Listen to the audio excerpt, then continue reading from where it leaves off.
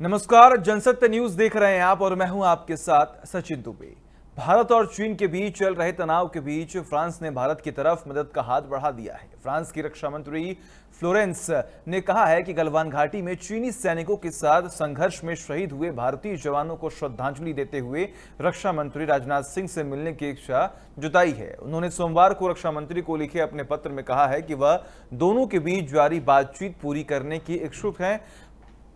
उन्होंने कहा कि भारत और फ्रांस अच्छे दोस्त हैं। उन्होंने लिखा कि राजनाथ सिंह के निमंत्रण पर वह उनसे मिलने की तैयारी जो है वो कर रही हैं और बाकी की बातचीत जो है वो पूरी करना चाहती हैं। उन्होंने अपने पत्र में गलवान घाटी में शहीद हुए भारतीय जवानों के परिजनों के प्रति संवेदना भी प्रकट की है। उन्होंने लिखा, यह जवानों, उनके परिवार वालों और देश के लिए एक झटका है। इस मुश्किल घड़ी में मैं दोस्त भारत के प्रति फ्रांस सेना की तरफ से दोस्ती प्रकट करती हूं। मैं आपसे आग्रह करती हूं कि आप मेरी श्रद्धांजलि पूरी भारतीय सेना और शहीदों के परिवार वालों को दें।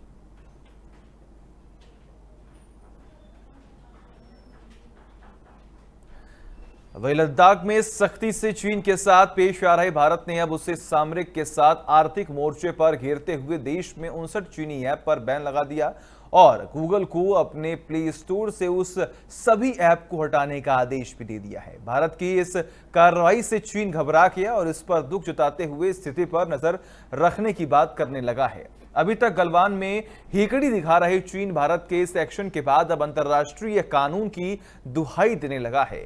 चीन के विदेश मंत्री के प्रवक्ता झाओ लीजियान ने भारत के चीनी ऐप्स पर बैन पर प्रतिक्रियाएं देते हुए कहा कि चीन को काफी चिंता है और वह स्थिति की समीक्षा कर रहा है। बता दें, दोनों देशों के बीच लद्दाख में 1 महीने से ज्यादा वक्त से तनाव चल रहा है। गलवान घाटी में चीनी सेना के साथ संघर्ष में भारत के 20 जवान शहीद हो गए थे, जबकि चीन के 40 जवान मारे गए थे।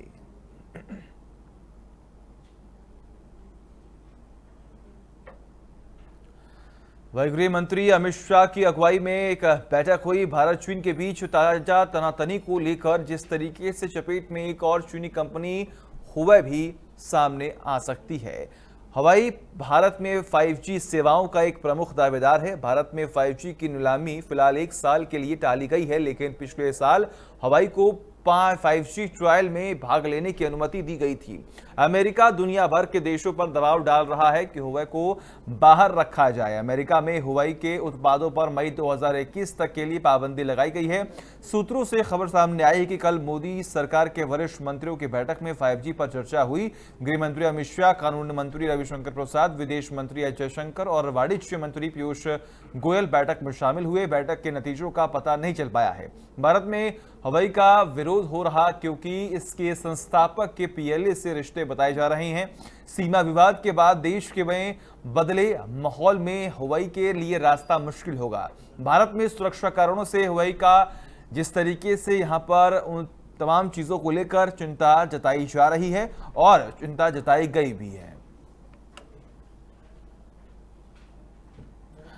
वही भारत सरकार ने चीन को बड़ा झटका देते हुए टिकटॉक समेत 59 चीनी ऐप पर प्रतिबंध लगा दिया। भारत और चीन के बीच जारी सीमा विवाद के बाद से ही टिकटॉक ऐप को प्रतिबंधित करने की मांग की जा रही थी।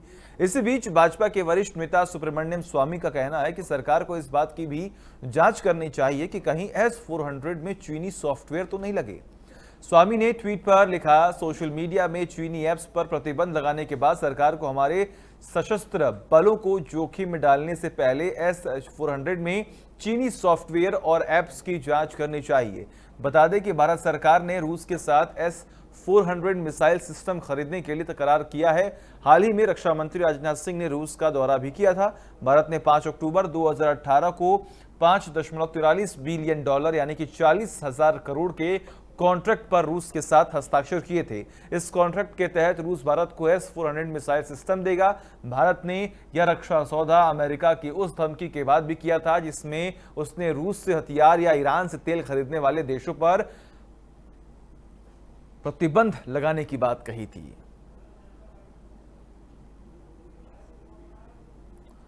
और इसी के साथ फिलहाल खबरों में बस इतना ही। देखते रहिए जनसत्य न्यूज। नमस्कार।